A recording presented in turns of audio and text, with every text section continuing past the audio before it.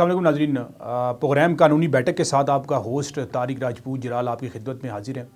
ناظرین، قانونی بیٹھک جو پروگرام جس کا آج یہ ہمارا پہلا پروگرام ہے اور دیسی T V U S A کے اسٹوڈیو سے میں یہاں سے آپ سے بات کر رہا ہوں، اس پروگرام کا جو مقصد ہے وہ یہ ہے کہ بالکل آسان الفاظ کے اندر جو ہمارا قانون ہے اس کے بارے میں نہ صرف آپ کو بتایا جائے بلکہ جو آپ کے ذہن کے اندر، جو آپ کے مائنڈ کے اندر جو کوشچنز ہیں، جو کیوریز ہیں، ان کا حل بھی نکالا جائے۔ اور اسی حوالے سے ہم یہاں پر اپنے اسٹوڈیو میں جو قانون کے ماہر لوگ ہیں ان کو بلائیں گے، ان سے مختلف ٹاپکس کے اوپر بات کریں گے اور جو آپ کے سوالات ہیں ان کا جواب بھی لیں گے۔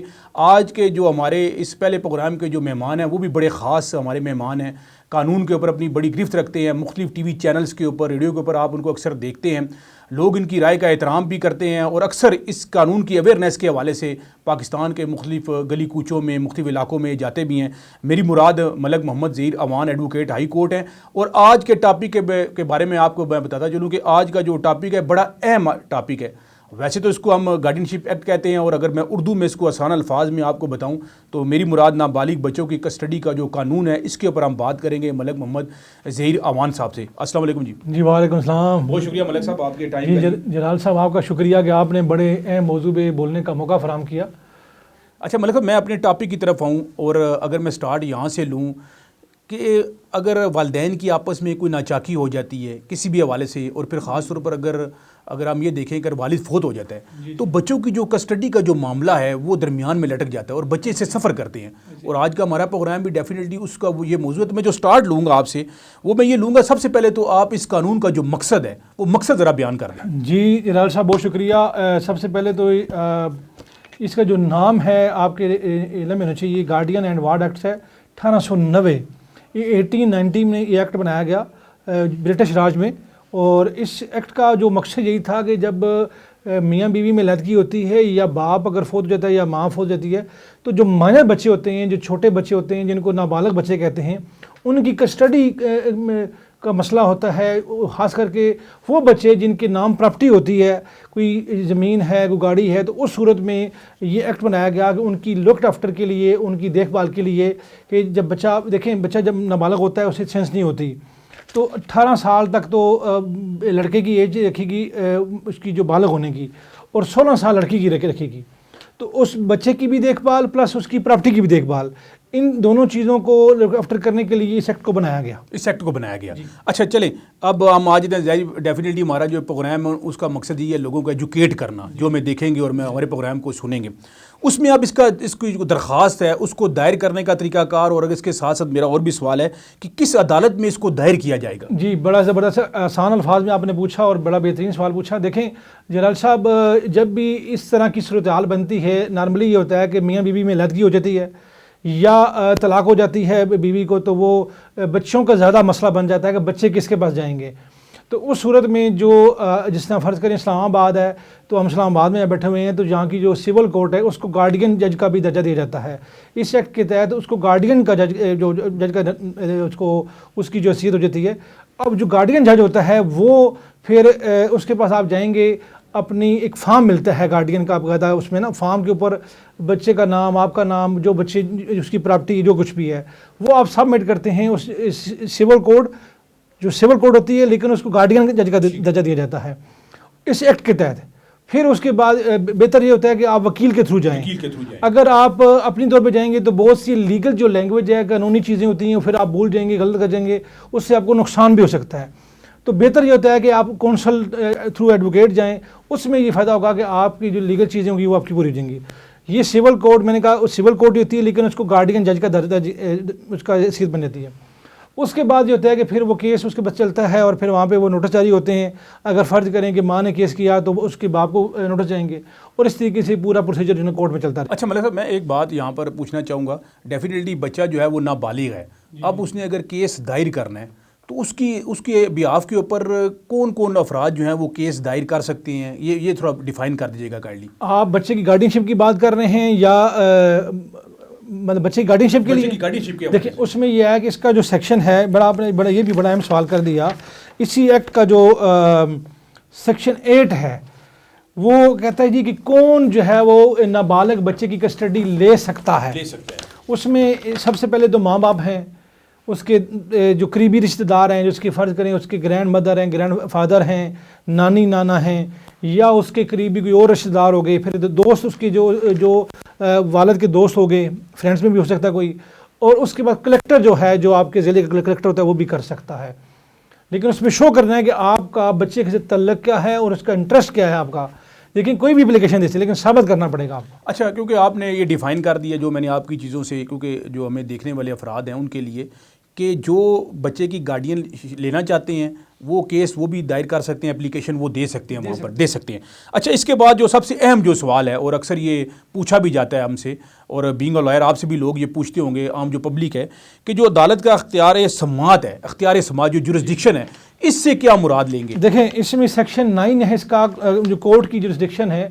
جلال صاحب، دو چیزیں ہوتی ہیں. ایک ہوتا ہے بچہ نابالغ، جس کو ہم وارڈ کہتے ہیں، بچے کو اس ایکٹ کے تحت وارڈ کا لفظ دیا گیا، اور ایک بچے، یعنی اس بچے کو بھی بطور مطلب کہ اس کی کسٹڈی دینی ہے، کسی کے حوالے کرنی ہے، پلس اس کی پراپرٹی. اب آپ کا سوال تھا کہ اختیار سماعت سے کیا مراد ہے، ٹھیک ہے جی.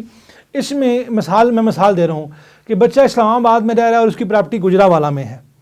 بچے کی رہائش اسلام آباد میں ہے، اور اس کی جو پراپرٹی اس کے نام، اگر فرض کریں اس کا والد تھا، والد فوت ہو گیا، جو وراثت میں چھوڑ گیا، والد فوت ہو گیا، اب اس کی پراپرٹی جو اس کے بچوں کے نام جائے گی. بچے بھی نابالغ ہیں، ماں جاتی ہے جا کے کورٹ میں کہتی ہے جی میرے بچے نابالغ ہیں، ان کے نام پراپرٹی آئی ہے. اب پراپرٹی اس کی واقع ہے گجرانوالہ میں، رہ رہے وہ اسلام آباد میں. اب اس عورت کو 2 کیس کرنے پڑیں گے، ایک اسلام آباد میں، دوسرا گجرانوالہ میں. لیکن اگر وہ خاتون جا کے پنڈی کیس کرتی ہے، وہ خاتون جا کے ہری پور کیس کرتی ہے، تو وہ عدالت اس کی کیس کو ریجیکٹ کر دے گی. ریجیکٹ کر دے گی، وہ اختیار سماعت میں نہیں آ رہا. کیوں؟ یا بچہ وہاں پہ رہ رہا ہو یا اس کی پراپرٹی ہو. یہ دونوں چیزیں اگر جس جگہ ہوں گی وہاں پہ وہ کوٹ کرے گی اس کو.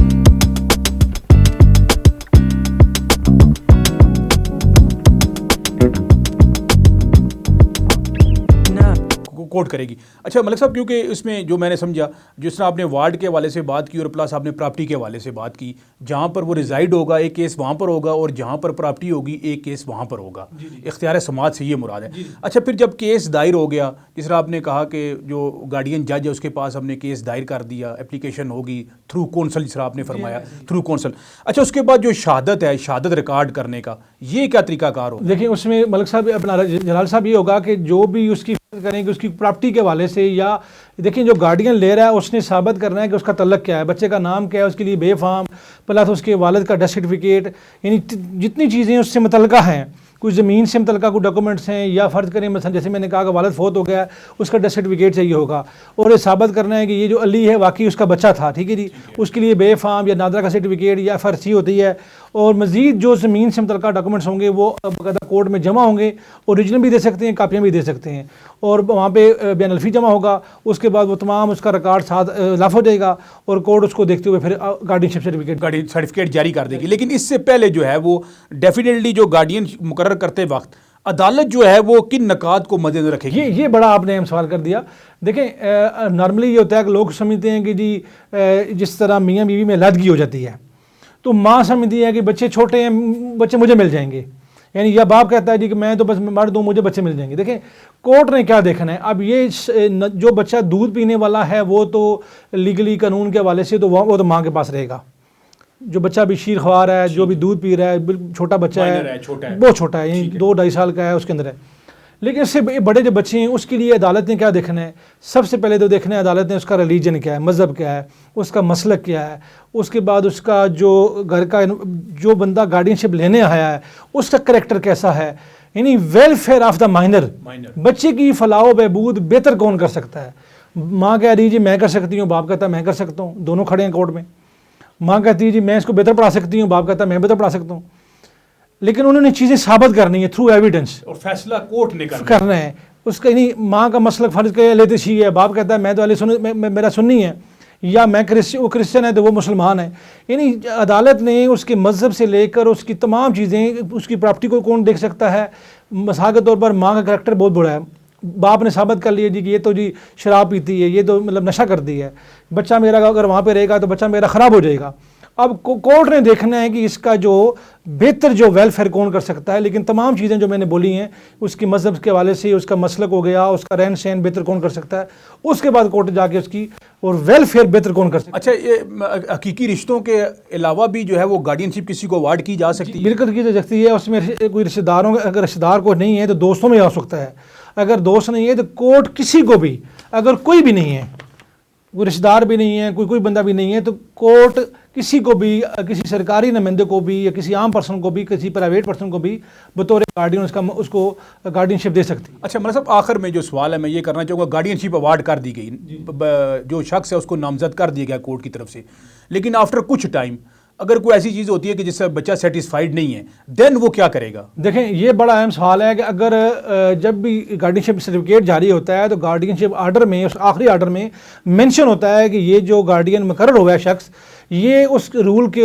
کورٹ کے آرڈر کا پابند ہے، یہ کورٹ کا نمائندہ ہے، یہ فل اس کو اختیار نہیں ہے، یہ جب بھی کوئی چیز اس کی پراپرٹی سیل پرچیز کرے گا یا جو کچھ کرے گا یہ کورٹ کو جواب دے ہے، اور اگر وہ اس میں وہ وائلیشن کرتا ہے تو کوئی شخص بھی جا کے، بچہ بھی جا کے، کوئی شخص بھی جا کے کورٹ کو بتائے گا کہ جی آپ نے اس شخص کو گارڈین مقرر کیا تھا اور اس نے یہ وائلیشن کی اور نقصان کیا، اور اس صورت میں اسے سزا بھی مل سکتی ہے اور گارڈین سرٹیفکیٹ کینسل بھی۔ مولانا صاحب بہت شکریہ جی آپ کے ٹائم کا۔ جی ناظرین، یہ تھا ہمارا آج کا پروگرام جس میں ہم نے بات کی نابالغ بچوں کی کسٹڈی کے قانون کے حوالے سے۔